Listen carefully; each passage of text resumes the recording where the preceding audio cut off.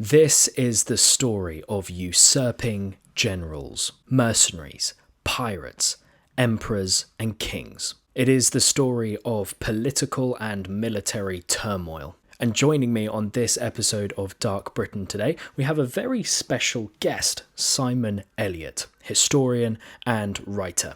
So do sit back and enjoy my interview with Simon Elliott and the story of Roman Britain's pirate king.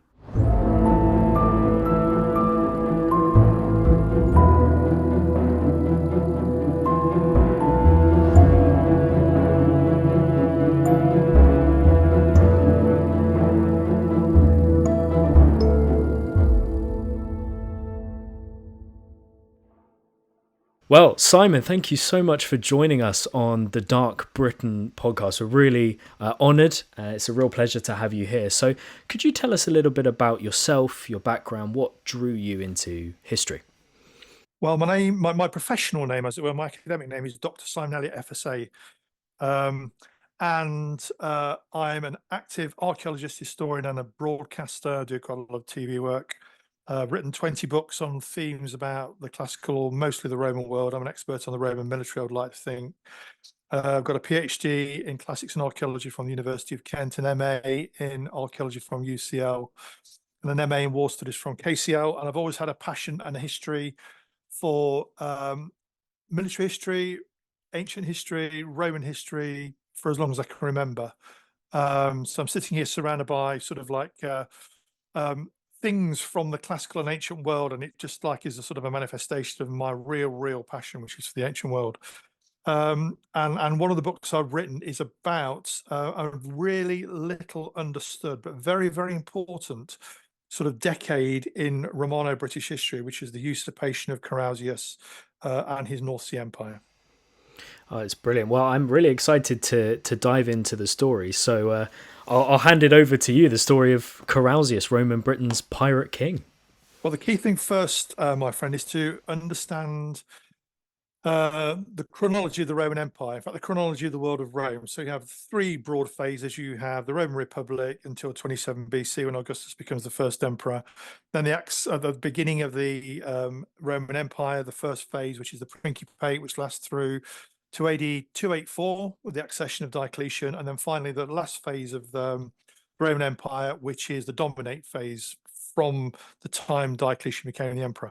The bit that's important to us here is the end of the Principate. So you have a period at the end of the Principate from 235, when Alexander Severus was assassinated, through to 284, when Diocletian becomes the emperor, called the crisis of the third century. And it's a period which is very dark in terms of the experience of living in the Roman world. In actual fact, at that time, you have lots of usurpations, lots of civil wars, you have plague, you have invasions from north of the Rhine and Danube, you have conflicts with the newly emergent Sassanid Persians in the east, all of which brings about sort of a series of economic crashes. And the Roman Empire could have actually imploded, but it didn't, because of the great Diocletian, who becomes the emperor in 284. And he, sort of a seasoned great warrior, dragged the empire kicking and screaming from sort of the precipice, and instituted a series of reforms which are still sort of famous today. The tetrarchy, with four people sharing power, the creation of dioceses, larger units of control of the empire rather than smaller provinces, the price edicts, where he gave a price to everything. What he was trying to do is wrestle economic control back from this huge economic crisis, which the crisis of the third century was. And it was jarring, you know. He changed the nature of the Roman Empire. Effectively, he turned his role into being an Eastern potentate, as opposed to being sort of the first among equals, which previous Roman emperors had claimed, even though it was a massive conceit. Well, he basically said, look, at the end of the day, you know, it's not working. We may as well stop pretending. I'm going to actually rule properly, and I'm going to change things. And that was in 284. And very quickly he realized that he couldn't do it on his own. So he appointed first a second emperor at the same level to run the West. So he based himself in the East, and he appointed Maximian to run the West, who was also a seasoned warrior. And then later, and this is relevant at the end of the story of Carausius the usurper, he created the Tetrarchy, which each of the two senior emperors, Diocletian and Maximian, they received a junior emperor, Constantius Chlorus in the west and Galerius in the east, Constantius Chlorus being the father of Constantine the Great later. And the senior emperors were called Augusti and the junior emperors were called Caesars. So that's where he ended up with the tetrarchy, but that began in 285, just after he became the emperor, with his appointment of Maximian in the west. So at this point in 285, you have these two guys running the empire, Diocletian and most senior, but more or less on the same level. And Maximian quickly realized that on the back of the crisis of the third century, there was a huge amount of economic dislocation taking place in especially Gaul. Because of the crisis of the third century, there were lots of brigands around. You've got a lot of Frankish German warriors coming over the Rhine and raiding, etc. So he quickly set about bringing order to Gaul, which was one of the economic powerhouses of the Western Empire. And to do that, he appointed a really good general in the West called Carausius, who was originally born in modern Belgium, probably the second most famous modern Belgium after Hercule Poirot. Yes. And he was from the Rhine Delta, so he's an experienced sailor and captain of ships, as well as an experienced land warrior. And he proved to be really, really, really successful, actually. He brought order to Gaul. So you go into 286, and the next thing that Maximian has to deal with, now the land is under control, is the fact the North Sea has been infested with Germanic pirates, because in the crisis of the third century, the British fleet had disappeared. So all of a sudden, there's no one to keep the German pirates away. So he appoints Carausius from being the land general to being his admiral to clear the North Sea of pirates. And he's incredibly successful again. So successful that his rivals in the imperial court in Milan, a long way away, Carausius is probably based in Boulogne on the northwest coast of Gaul. In Milan, the advisors, the rivals of Carausius, start whispering in Maximian's ears, saying, you've got to be really careful with this guy. He's clearly on the take because he's been so successful. And they are so successful in turning the emperor against Carausius that in the same year, 286, he declares him a public enemy and orders him to be executed. But Carausius is very well informed and he's very popular in Gaul. So he gets word of this first and he actually usurps, which means that he declares himself an emperor against Maximian. And he takes a chunk of the northwest of the empire as this new North Sea Empire, a breakaway empire, which includes the northwest of Gaul. So it's the region from around Boulogne-sur-Mer, going through Calais up to the Rhine Delta, and also the whole of Britain. And from that point, every attempt that Maximian makes to bring him to heel fails, including a major naval invasion attempt, which is mentioned in something called a panegyric. A panegyric is sort of a eulogy, an hours-long speech given in front of the emperor in his court, saying how good he is. And some Wow. of them have been written down. And remember, if you're there in the audience, you can't fall asleep. You'll have a gladius poking in your back. Yeah. In one of these sort of eulogy panegyrics that's given to a Maximian, it says, and this is in so this has been 289. So the usurpation of Carausius in 286. We're now in 289. And this panegyric says that in 289, the emperor, Maximian, is about to do an incredible invasion. He's going to invade Britain. He's going to bring it back into the imperial fold. And it's never mentioned again. Oh. And there's two more panegyrics after the event, one in 291 and one in 293, neither of which mention it. So clearly something disastrous happened to this invasion. Yeah. So you get through to 293 and still Carausius is being highly successful as this usurping emperor. By this point, what he's trying to do is he's trying to legitimize himself. So he's trying to say that we don't just have two emperors, Diocletian and Maximian, we also have me, Carausius. And he starts minting coins. He's a great PR man, right? So he starts minting coins with all three of their busts on. So in so doing, he's associating himself on the same level with the two legitimate emperors. And also he starts minting coins as well, which refer to the good old days of Rome before the crisis of the third century. And what he's doing there is basically saying, look, I'm the restitutor. of the power of Rome. You stick with me, and everything's going to be fine. So he's a brilliant PR man. However, he gets his nemesis in 293 in two ways. So in 293, Maximian realizes that he's not going to be able on his own to defeat Carausius. So there, and remember, this is still the northwest of Gaul as well as Britain as well. So he appoints Constantius Chlorus shortly before he becomes the junior Caesar to be his general to defeat Carausius. And Constantius Chlorus is the real deal. Okay. He's as good a general and a leader of men and political leader as well, as it turns out, as you'll find anywhere through history. And he's also imbued with a lot of common sense. So he realizes there's no need to do this huge public relations exercise by doing a massive invasion of Britain straight away. He decides to chip away at the North Sea Empire to diminish Carausius's reputation. And in the first instance, what he does is he severs Boulogne-sur-Mer from the Rhine. He then bases troops along the Rhine so that the Franks, who by this point Carausius is using as mercenaries, can't come over into the Roman Empire and cause trouble.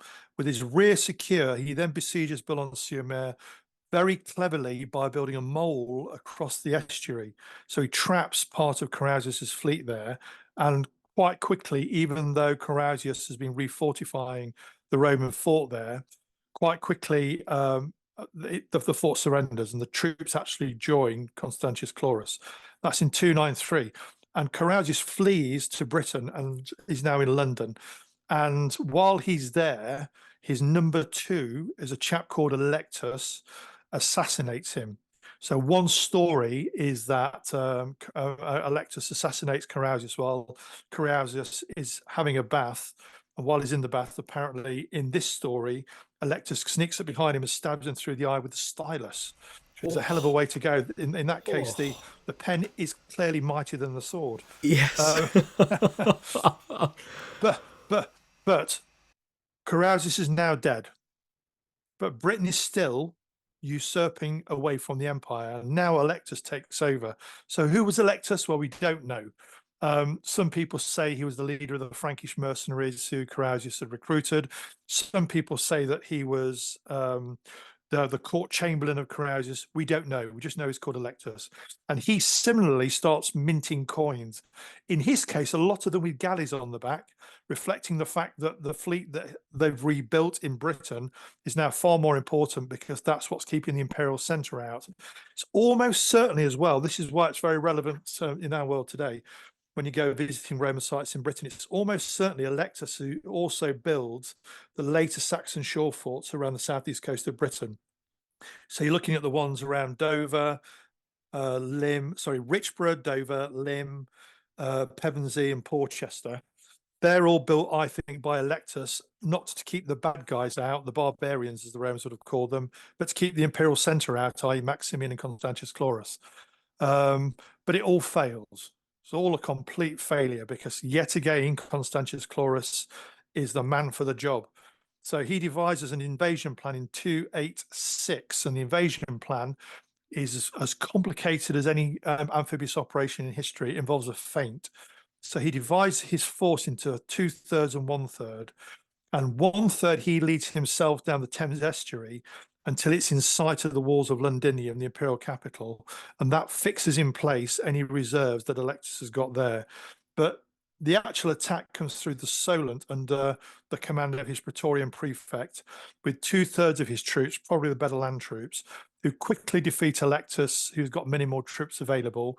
Electus is killed, and the final action before Britain returns to the imperial fold are the Londoners in Londinium sending a message to Constantius Chlorus on his galley in the Thames, saying we're about to be murdered by Frankish mercenaries who are now leaderless because Electus is dead.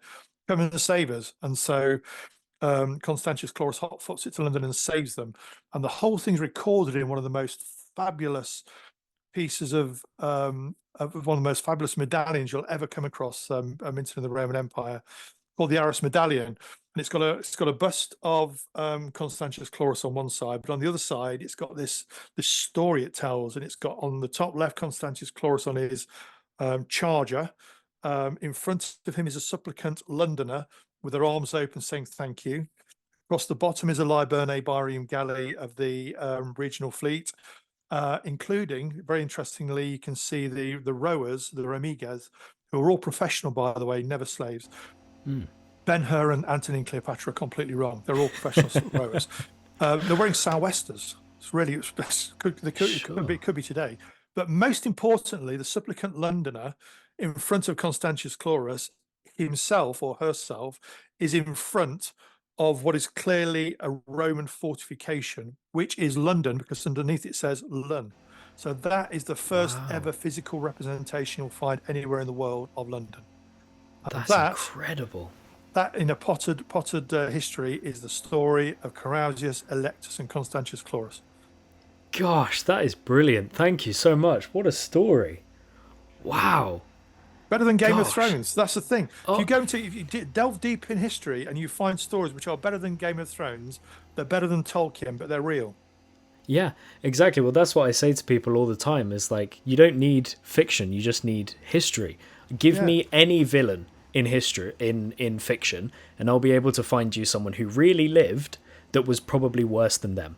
yeah, So, absolutely agree. That's fantastic. So you mentioned at the beginning that the North Sea had become filled with pirates. I yeah, think it's an interesting thing to kind of draw out there because today in the modern world we have a real image of what pirates were like. You know, Pirates of the Caribbean, Blackbeard, all that kind of stuff. They're there for treasure and glory and plunder.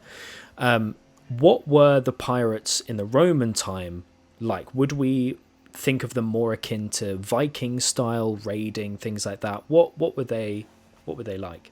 that is exactly it. You've nailed it straight away. So the Germanic raiders. I mean, when I was growing up, they were always referred to as Angles and Saxons and Jutes. Um, the Germans who caused the most problems in Britain were from the far north of Germany. So you're looking at Saxony, you're looking at Frisia, you're looking at Jutland, even southern Scandinavia, and in effect, they're proto-Vikings. They're the same, genetically the Wow. same as the Vikings later, the proto-Vikings. Their maritime technology is very, very similar to the Vikings. With a lot, they use longboats, they rowed them. What we don't know is if they had sails. Okay, Right. although I can't see the reason why not. That they would osmose sailing technology from them from anybody further south. But I cannot say definitively they had sails, but they sailed in longboats. They almost certainly, when they were raiding, instead of going along the coast down to the narrowest crossing point, which would be sort of Calais to Dover today, they almost, a lot of people think that. I don't think they did. I think they banged straight across the North Sea in good weather, Wow. and without a fleet in being, which the original British fleet was. It was called the Classis Britannica, subject to my first book, The Seagulls of Empire. Um, without a fleet in being to control the open ocean, blue water, the open ocean, there's nothing to stop them coming across. And you can imagine sort of the huge wealth down the east and south coast of Britain, effectively unprotected, because this is still the period when the Roman military is largely based around the frontiers of the empire. So in Britain, it will be in the north and along Hadrian's Wall, very few troops based within the province. So there's huge rich pickings for them just to bang across. You know what? The parallels with the Vikings later coming over to Northumbria and into Scotland and into Ireland are so similar. So the Viking analogy is absolutely nailed on, I think.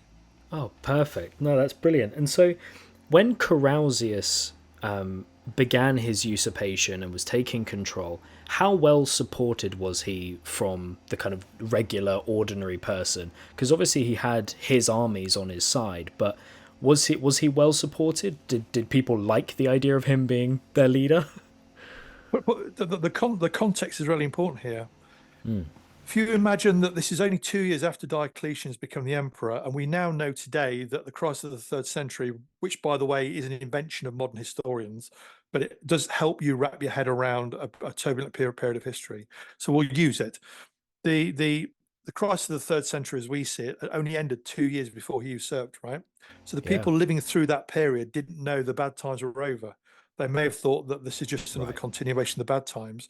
So what we need is a strong guy to actually bring order in Gaul and in the English Channel from the raiders and the brigands. And Carausius did both. Yeah. So I think in that sense, he was. There's nothing to say that in fact, it's actually a really interesting point. There's nothing to say at all in the historical narrative he wasn't hugely popular, and I think he was hugely popular.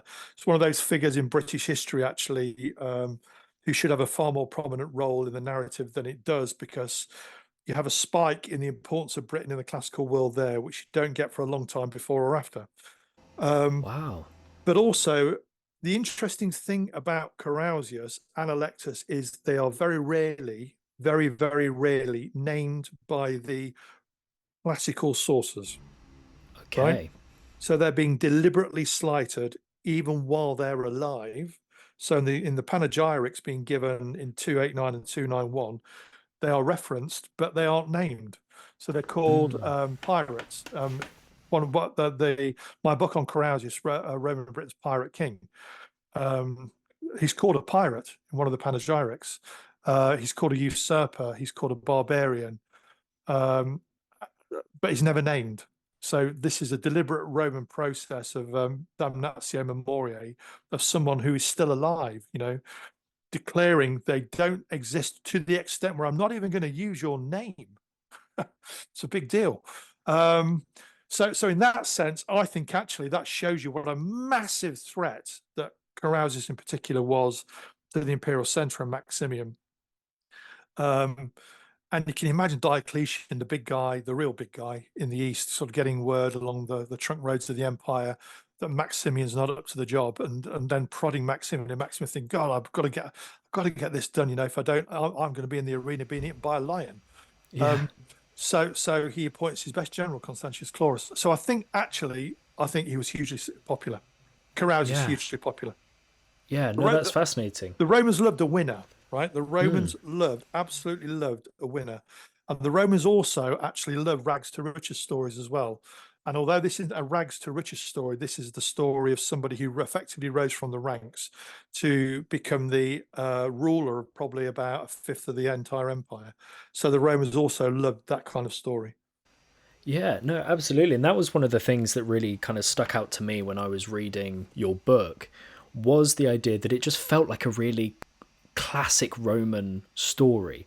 That, you have someone that rises up out of nowhere, causes some chaos for a bit, but then is eventually either crushed by the weight of the empire or defeated by a great general. We see that with like Hannibal and Boadicea and all these other stories, Spartacus. These other stories, it just feels like a very Roman story. Well, there's a difference there, okay, and this is what is really interesting about the story of Carausius. We know the name of Boudica because the Romans historians tell us the name of Boudica. We know the name of Hannibal because the historians tell us the name of Yeah, Hannibal. But for the most part, the Romans deliberately did not use the name Carausius. yeah. Deliberately. And in fact, the majority of the times that we see him reference, it's in his own coinage. There's also, by the way, a very good, if you get a chance to go to Carlisle Castle and Museum, which is excellent, it's got a very good Roman display. There's a very good milestone dating to the Carausian period, which is the only major surviving epigraphy outside of coins we have of Carausius in Britain. And it's a milestone, so it says the distance to Lugavalum, Roman Carlisle, from where it was found. But the Romans have been very good at recycling, turned it upside down after Carausius has been defeated by Constantius Chlorus.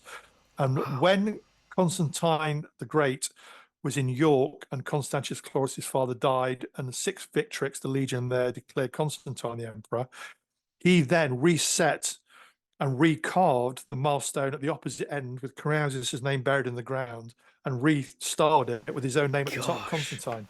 So, so Oh, it's amazing. More Game of that Thrones is than Game of Thrones, isn't it? yeah, exactly. No, that is brilliant, because it is that real active, conscious attempt to erase this person from their history, Yeah, almost like they were doing as he was alive, not mentioning him in stuff. But that's fascinating. yeah. Buried him in the Wow. ground head first. Yeah.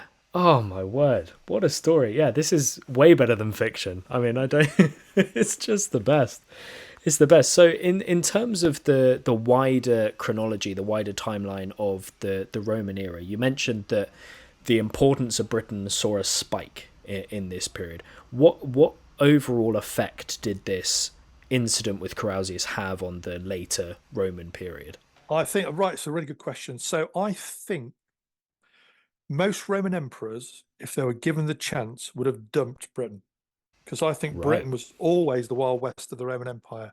It's a long way from Rome. The far north is never fully conquered, apart from exceptionally briefly by Agricola um, in the early AD 80s, which is what I'm writing about at the moment, actually. Brilliant. But apart from that, the far north is very conquered, so never fully conquered. So Britain always has an overly large military presence. Probably, I estimate 12% of the military establishment of the empire in what is only 4% of the geographic area. And Gosh. with that, and it's a long way from Rome, later in the empire, it becomes a hotbed of usurpers. So one after another, not just Carausius, there's loads of them. The best known one, of course, I've already mentioned, Constantine the Great, who actually is the only one that succeeds, because he actually becomes one of the greatest emperors, and by 324 is the emperor of the whole empire. So Britain is always a place of trouble, but it was only conquered, I think, invaded and conquered by um, Claudius, because Claudius was a very ill-favored emperor and needed a Hail Mary win. So he really made a punt, doing something fantastical to try and conquer Britain, which he succeeded in doing. From that point, a Roman emperor, although they want to dump Britain because it was probably losing them money, couldn't lose face to do so. That being said, as you get towards the end of the crisis of the 3rd century, the Roman Empire does dump one province, which is the province of Dacia in modern Romania, which Aurelian, for the same reasons, decides it's not worth keeping going. Um, and that's an even bigger deal than Britain, actually, because Dacia was conquered by the great Trajan, who's one of the greatest warrior emperors of the Roman Empire. So, Right. so there was a trend already towards the end of the crisis of the 3rd century of dumping a province which wasn't worth the money, and there's not much written about Britain in the 3rd century until you get to Carausius. You have a spike at the beginning when Septimius Severus tries and fails to conquer the far north and then dies in York, and then you get Carausius and the usurping empire. There's not much between, yeah. Right. So you can almost make the case that Britain is slowly its importance is diminishing to the point where an emperor in extremis like Aurelian with Dacia could consider dumping the province. But because Maximian and Diocletian at the beginning of their reigns can't lose face, they have to double down in trying to keep Britain as part of the empire. And they go to such an effort, especially with the great Constantius Chlorus, that it will be unthinkable after that for them to dump Britain, because they've already wasted so much money and lives in keeping it as part of the empire. And of course, Britain then lasts until probably 410, early 14s or something like that, before it sort of like drifts away from being an official part of the Roman Empire. So you could argue that the Carausian revolt brought Britain 120, 130 years more Wow. time as an official part of the Roman world. So without that happening, British history may have been completely different. We don't know. So actually, Wow. it's one of those stories in British history where it's far more important. Well, firstly, most people haven't heard of Carausius, Yeah. and yet he's so important in this spike in British importance. And secondly, without his usurpation and its defeat, Britain could have dropped out of the Roman world decades before it did. Wow. Gosh, it's fascinating. It never ceases to amaze me how the stories that are so readily forgotten could be the ones that have the most lasting impact, or the ones that could have completely shifted the timeline of a nation, or like Britain's involvement in the Roman Empire. It's fascinating. Well, there's a number of, I mean, there's a number of revolving door moments in British history. You have the river crossing battle in the AD 43 successful invasion of Claudius, somewhere in Kent, probably the Medway. And if the Romans had lost that, there'd have been no Roman Britain, probably. You have Boudicca's revolt and then her final defeat somewhere probably along the line of the A5 on Watling Street. If she'd have won that battle, Britain would almost certainly have dropped out of the Roman Empire.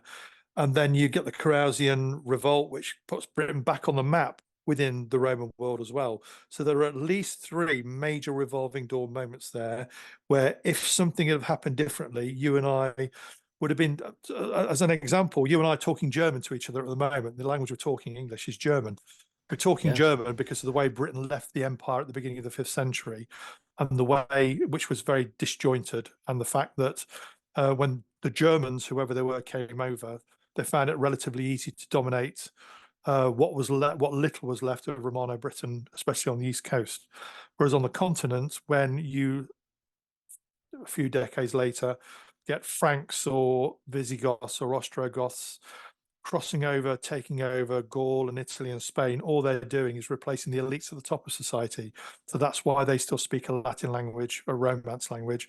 That's why they have law codes based on the Roman 12 tables. That's why the Catholic Church is so well embedded there, as an example. So these things matter, actually, even in our world today, Yeah. that have real power and importance in our world today.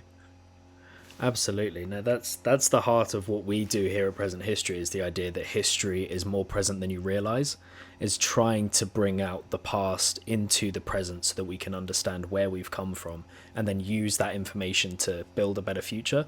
So it's always fascinating. I love that. Sounds fantastic, actually. Oh, good. Thank you. Just quickly, do you think that you could include Julius Caesar's invasion or invasions of Britain as one of those revolving door moments, as it could have completely shifted things? Yeah, probably, actually. So there are 4 Roman invasions of Britain. There was Julius Caesar 1 and 2 in 55 and 54 BC, Claudius in AD 43, although actually he only came over for 16 days at the end. It's Aulus Plautius who's the hero of that story. There we go. Give him credit. Who became Britain's first governor. And then Constantius Chlorus defeating Carausius in 296. So there are 4 Roman invasions of Britain. I don't think Caesar had any intention whatsoever to stay over the winter when he came over. I think there were armed reconnaissances and PR exercises. And remember, for Caesar, these were embedded within his conquest of Gaul. So they're not events in isolation. They're part of a wider campaign, almost certainly to slap the Britons about a bit, where a lot of the Gallic refugees have been coming, causing trouble. But he had no intention of overwintering. Now, the revolving moment would be, what would have happened to Caesar if he'd have really lost all his ships and hadn't got any back and had to overwinter in Britain? Would the story have been any different, or something like that? Maybe. So, yeah, I'll give you that. I think either of those, particularly the second one, 54 BC, which is a very well-fought campaign, I think could have been a revolving door moment too. Good point. Yeah. Wow, that's fantastic. Well, thank you so much for joining us on the podcast. It's been a real pleasure to talk to you. It's fantastic. Hopefully we can do it again soon. It'll be fantastic. Great stuff. Love being on, and thank you to all your listeners for listening.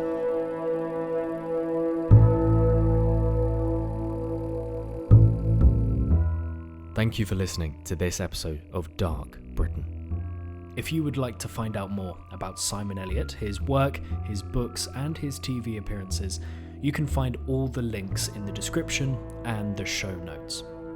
You can follow him on all social media platforms, and the links will be below as well. Make sure to follow us as a podcast, subscribe to us on YouTube, and check out our page on the Present History website. Leave a review if you're feeling positive, and we'll see you in the next one.